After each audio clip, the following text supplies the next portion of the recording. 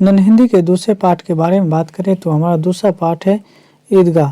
तो आज हम लोग ईदगाह के बारे में पढ़ने वाले हैं। तो सबसे पहले इसके बारे में थोड़ा सा जान ले। तो ईदगाह एक कहानी है और इनका रचनाकार जो है वो प्रेमचंद है। प्रेमचंद एक उपन्यासकार या कहानीकार दोनों हैं। तो इनके द्वारा लिखित ये कहानी है और समझते हैं हम लोग कि ईदगाह के अंदर हम लोग क्या पढ़ने वाले हैं।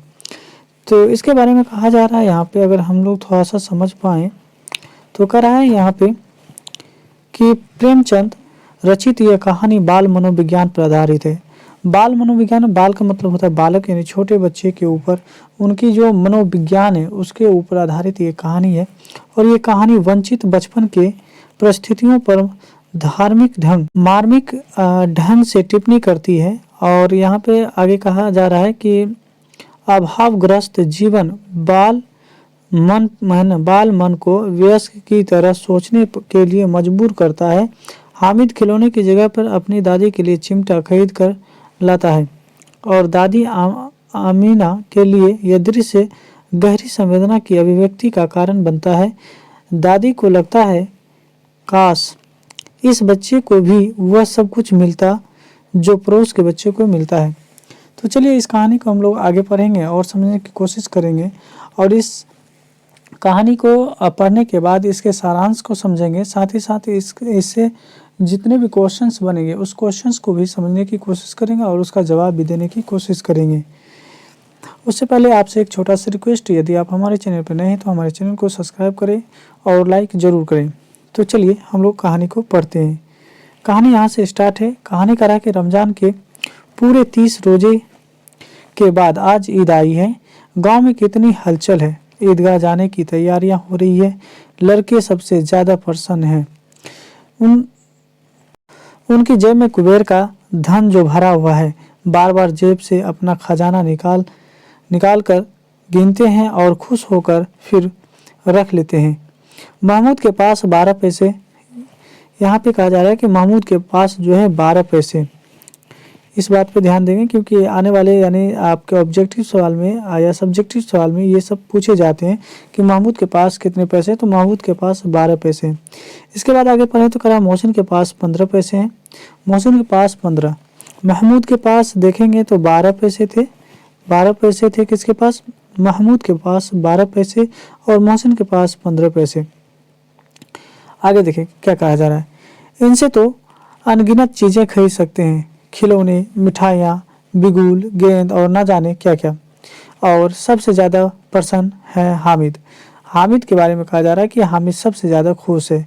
वह 4-5 साल का गरीब सूरत दुबला पतला लड़का जिसका बाप गत वर्ष हैजे की भेंट चढ़ गई। यानी कहा जा रहा है कि हामिद जो है एक बिना यानी माँ बाप का लड़का है और उनके पिताजी यानी उनके जो अब्बू का देहांत जो है वो पिछले ही साल यानी गत साल हैजे से उसकी मौत हो गई।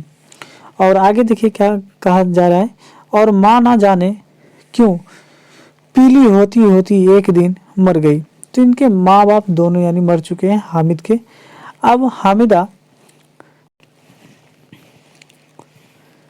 अब हामिद अपनी बूढ़ी दादी अमीना की गोद में सोता है। यानी माता पिता नहीं होने के कारण अब वो अपने दादी की ही गोद में सोता है।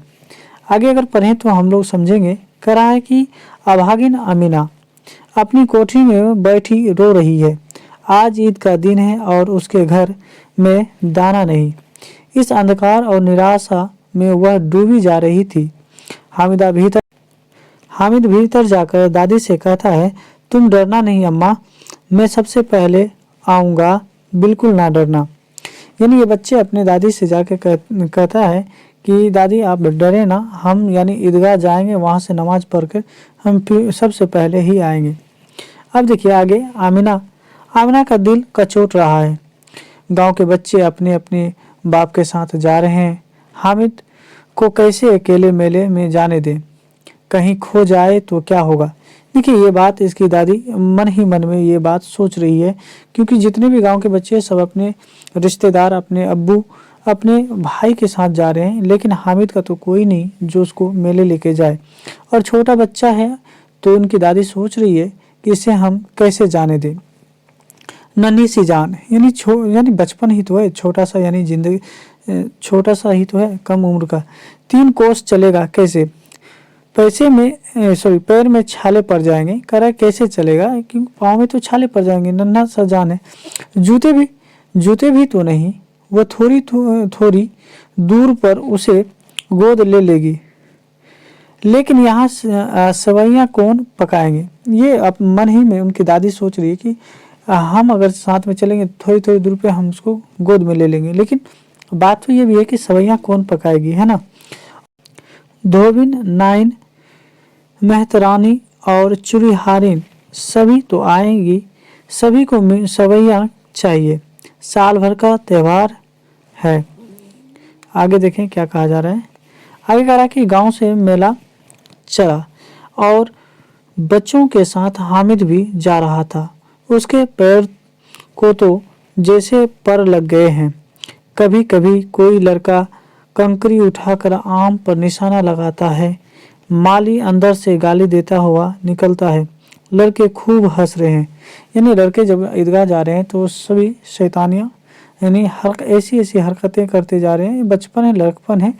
कभी ढेला, कभी कंकर जो है आम के पौधों पे जब मारते हैं तो वहाँ के जो रखवाला करता है, जो जिसे हम लोग माली कहते हैं, वो बाहर से यानी अंदर से गाली देते हुए बाहर निकलते हैं। अब देखें और इसमें क्या दे रखा है। अब देखें सभी बच्चे यानी इस बात को सुनकर बहुत हंसने लगते हैं। और आगे कह रहा है कि ईदगाह आ गई। ऊपर इमली के घने वृक्षों की छाया, नीचे पक्का फर्श है। रोजेदारों की पंक्तियां एक के पीछे एक दूर तक चली गई है। यहाँ कोई धन और पद नहीं देखता। यानी यहाँ पे कह रहा है कि जब नमाज में यानी करने का मतलब ईदगाह में नमाज के लिए जब सभी लोग सब में खड़े होते हैं तो ये नहीं देखता कि मेरे बगल में धनी है या कोई गरीब है।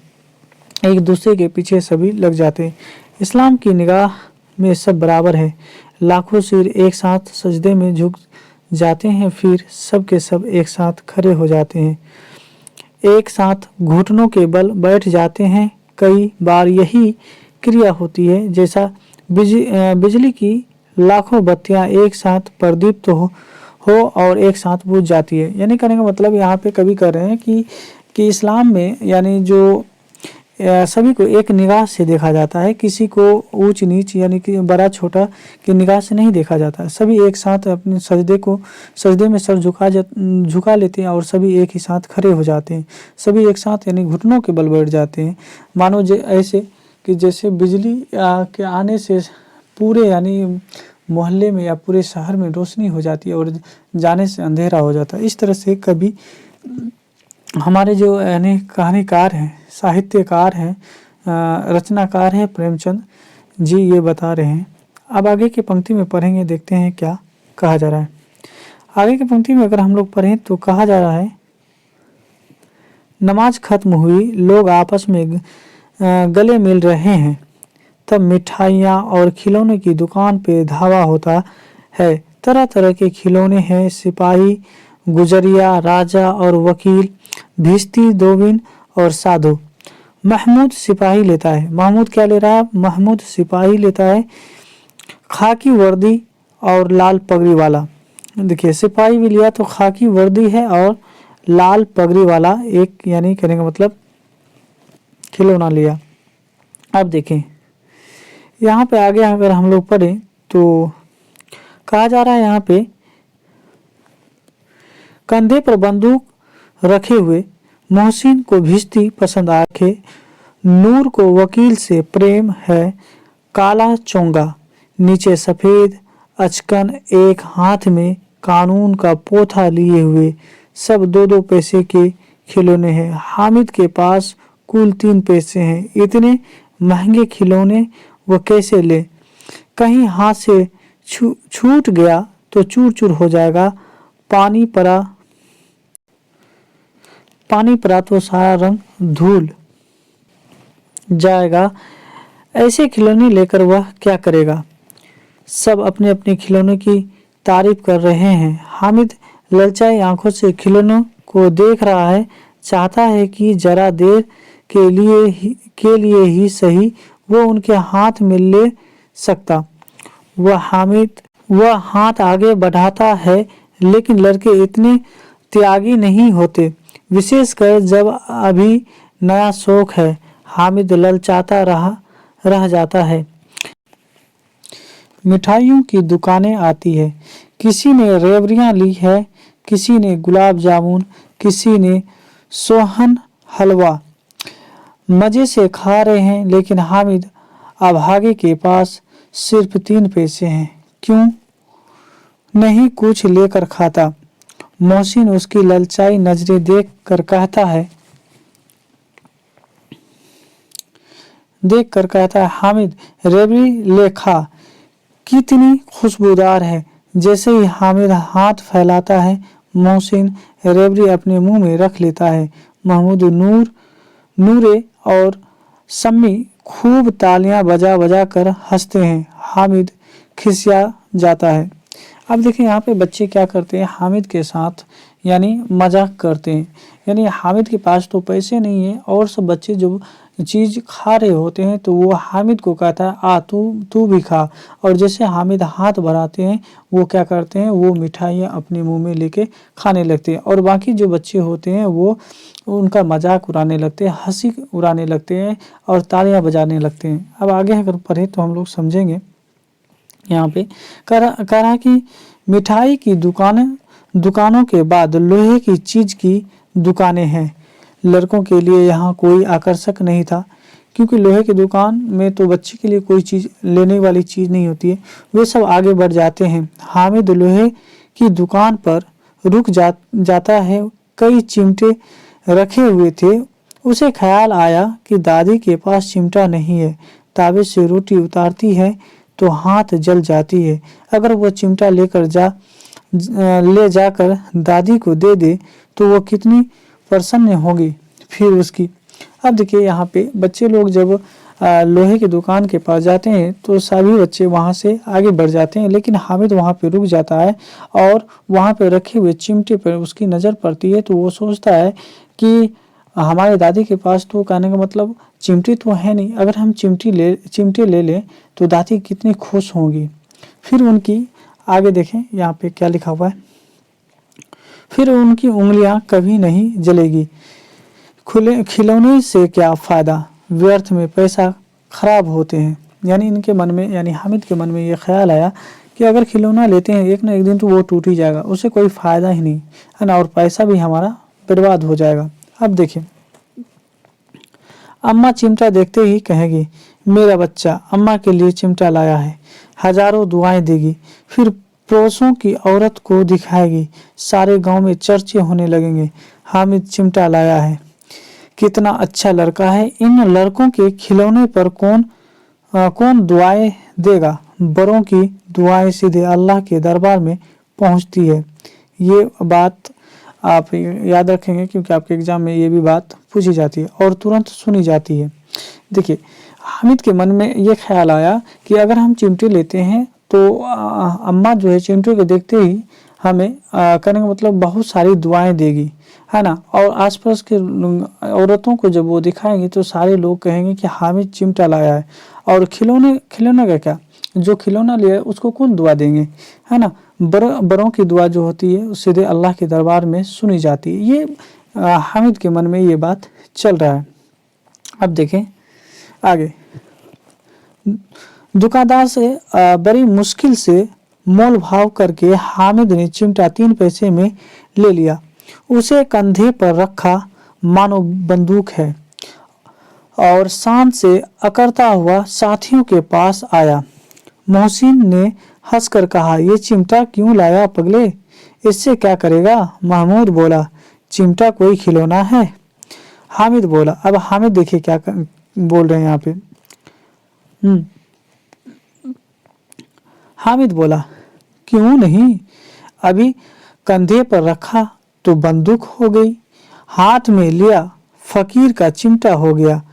चाहूं तो मंजीरे का काम ले सकता हूँ, एक चिमटा जमा दूं तो तुम सबके सारे खिलौने की जान निकल जाए, तुम्हारे खिलौने मेरे चिमटे का बाल भी बांका नहीं कर सकता, मेरा बहादुर शेर है चिमटा। अब देखिए जब बच्चों ने उसका मजाक उड़ाने लगा कि तुम चिमटा लेके क्या किया, ये कोई खिलौना है।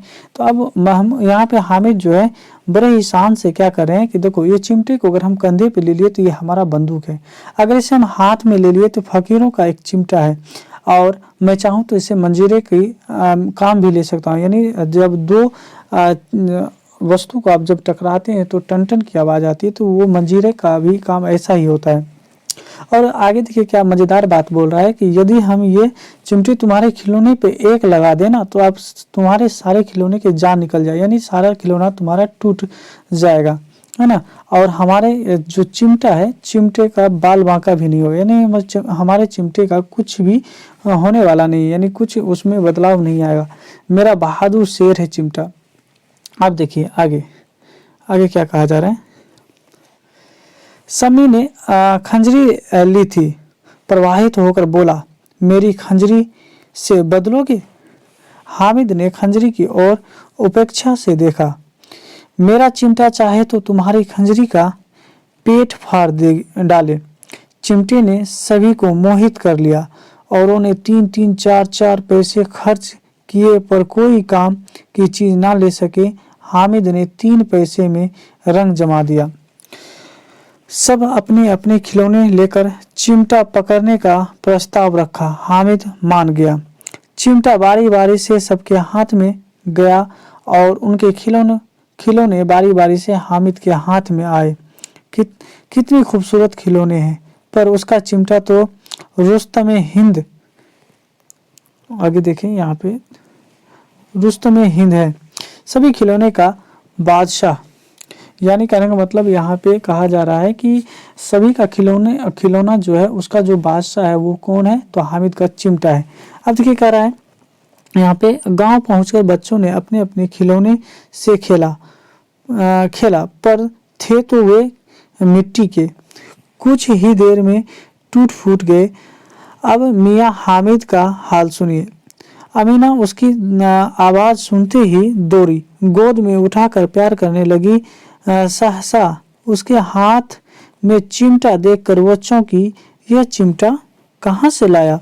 यानी इसकी दादी पूछ रही है ये चिमटा कहाँ से लाया।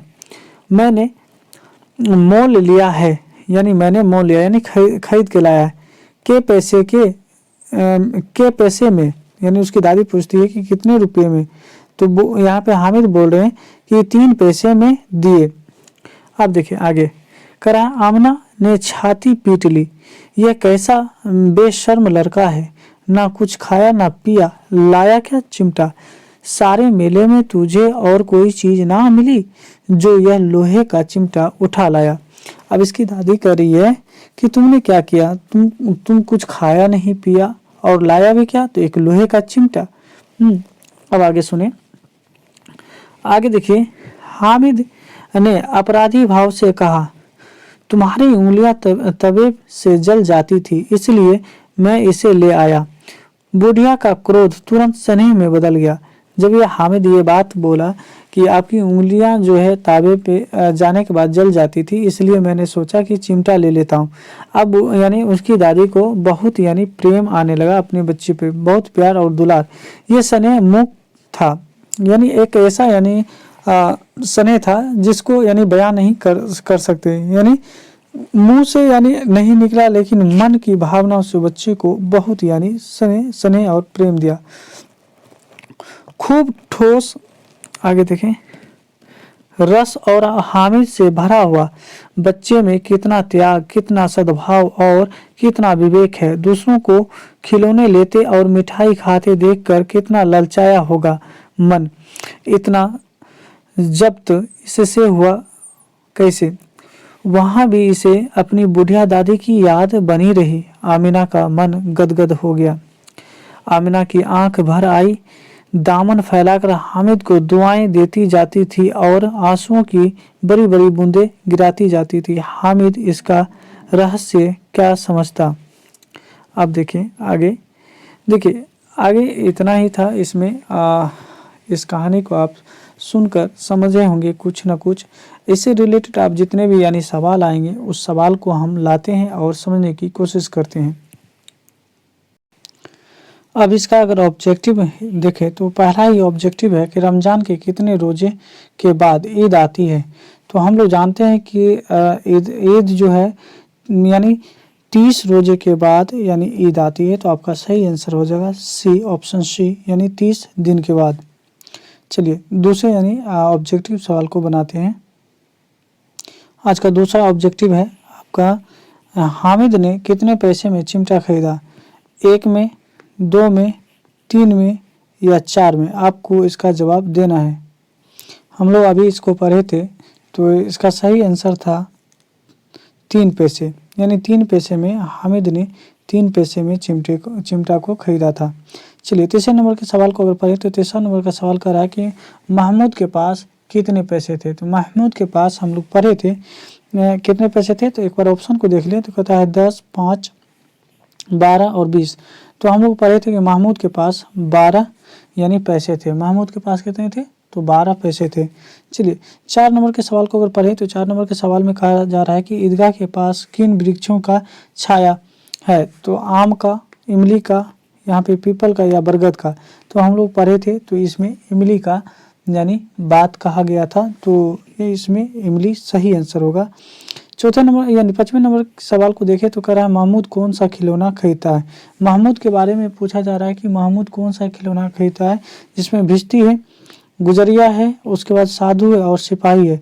तो सिपाही लिया था, खाकी और लाल पगड़ी वाला। चलिए अगला यानी सवाल को देखें तो अगला सवाल कह रहा है यहाँ पे कि हामिद की बूढ़ी दादी का नाम था, यानी यहाँ पे डैश डैश दे दिया यानी क्या था तो वो बताना है। सबीना, हमीदा, अमीना और शबनम। तो यहाँ पे सही आंसर होगा अमीना, यानी इसकी दादी का नाम जो थी वो अमीना। चलिए अगले सवाल को बनाते हैं। अगला सवाल यानी 7वां सवाल को अगर देखें तो कह रहा है कि गांव से ईदगाह कितनी कोस दूर था? तो कितने कोस दूर था इसके बारे में पूछा जा रहा है। तो आपको इसका जवाब देना है।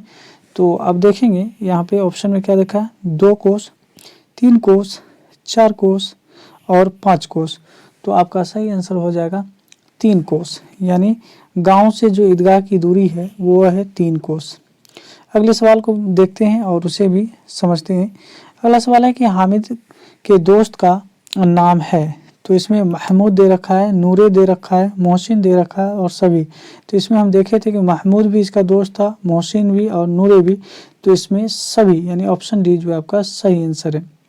चलिए अगले सवाल को देखें तो अगला सवाल आपका दे रखा है कि मेले में हामिद क्या खरीदता है? तो हामिद के बारे में पूछ रहा है, हामिद क्या खरीदता है?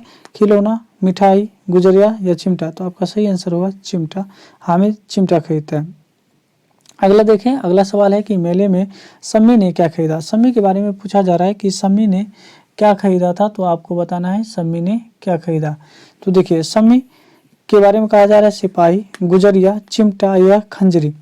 तो हम लोग जाने थे पढ़े थे तो उसमें देखे थे कि खंजरी के बारे में बात कहा गया था और ये ऑफर भी किया था हामिद को कि तुम मेरा खंजरी ले लो और तुम अपना खिलौना दे दो।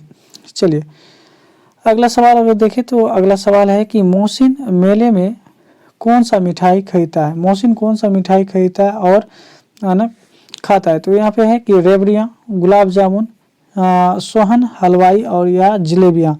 यानी इसमें आपको बताना है कि मोहसिन मेले में कौन सा मिठाई जो है खरीदता है। तो मोहसिन जो है रेवड़ियाँ खरीदता है, जिसमें कि हामिद को कहता है ले तू भी खा, और जैसे हामिद हाथ बढ़ाता है तो वो अपने मुंह में रख लेता है और उसका मजाक बना देता है। चलिए अगला सवाल देखिए तो अगला सवाल है आपका यानी 12 नंबर का सवाल है, सवाल नंबर 12। इसमें क्या कहा जा रहा है?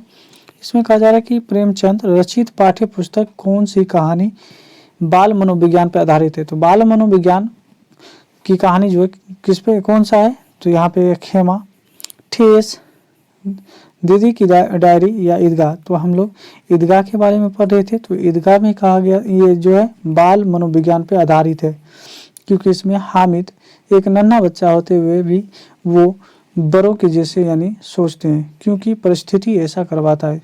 चलिए अगला सवाल देखिए तो अगला सवाल है आपका 13 नंबर का सवाल।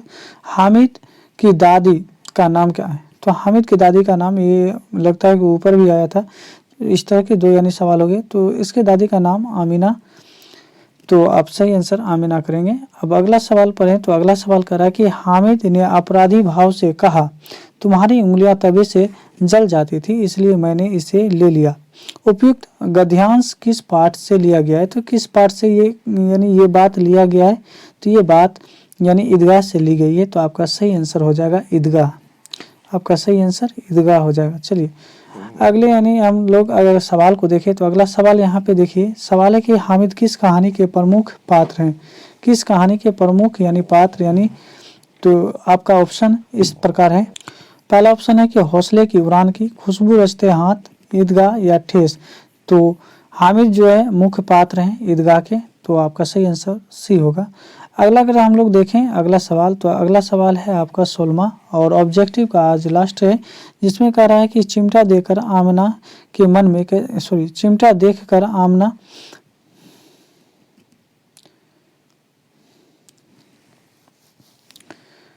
अगला सवाल है चिमटा देखकर अमीना के मन में कैसा भाव जगा?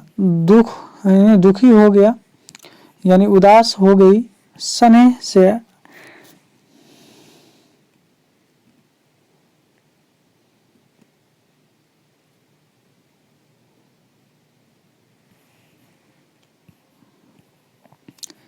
स्नेह के अतिरेक से मन गदगद हो गया, या खुशबू यानी खुश हो गई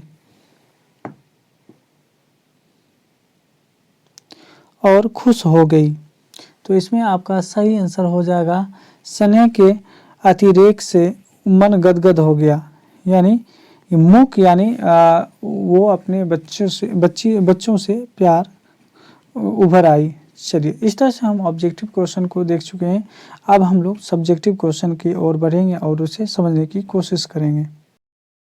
ये हमारा सब्जेक्टिव क्वेश्चन है और सब्जेक्टिव क्वेश्चन का पहला क्वेश्चन आप देखेंगे यहाँ पे कि हामिद मिठाई या खिलौने ना लेकर चिमटा क्यों खरीदा? इसके बारे में आपको बताना है। तो आपके सामने इसका आंसर है, आप इस आंसर को बेहतर से नोट कर लें और याद कर लें। और दूसरा क्वेश्चन के बारे में अगर हम बात करें तो यहाँ पे कहा जा रहा है कि हामिद कितने वर्ष का और कैसा है, आपको बताना है। इसमें हम केवल और केवल क्वेश्चन यानी सवाल के ऊपर ही डिस्कस कर रहे हैं, क्योंकि वीडियो लंबा हो जाता है तो फिर थोड़ा सा आप लोग को वॉच करने में परेशानी होने लगती है। तो इसीलिए हम थोड़ा सा टाइम बचा रहे हैं और आपको केवल और केवल यहाँ पे क्वेश्चन बता रहा हूँ, ताकि आप इसका आंसर खुद आप स्क्रीनशॉट लेकर लिख लें। चलिए अगला और तीसरा सवाल देखें। तो कह रहा है कि ईदगाह कहानी के रचनाकार कौन है? तो प्रेमचंद थे। आप देखें यहाँ पे कह रहा है कि यह कहानी किस पर यानी टिप्पणी करती है। तो किस पे टिप्पणी करती है इसके बारे में भी यहाँ पे लिखा गया है, आप इसे लिख लें और याद कर लें। अब देखें चौथा अगर देखें तो कह रहा है ईद के दिन आमिना क्यों उदास थी, इसके बारे में बताना है। फिर कह रहा है कि मेला जाने से पहले हामिद दादी को क्या कहता है, ये भी बात यानी इसमें दिया गया है, आप इसे याद कर लें। फिर कह रहा है चिमटा देखकर आमिना के मन में कैसा भाव आया। और 7वां अगर और लास्ट यानी आज का सवाल देखें तो सवाल नंबर यानी 7 का है कि मेले में चिमटा खरीदने के पहले हामिद के मन में कौन कौन से भाव आए। तो इस तरह से हम लोग इस कहानी को पढ़े और इससे ऑब्जेक्टिव और सब्जेक्टिव क्वेश्चन दोनों को हम आपके सामने लाया हूँ। तो उम्मीद करता हूँ कि आपको ये वीडियो पसंद आया होगा। यदि आपको पसंद आया हो तो हमारे वीडियो को ज़रूर लाइक करें और दोस्तों में शेयर करें और चैनल को सब्सक्राइब जरूर करें। और मिलते हैं अगले वीडियो में यानी तीसरे पार्ट को लेकर। तब तक आप हमारे चैनल से बने रहें। मिलते हैं अगले वीडियो में।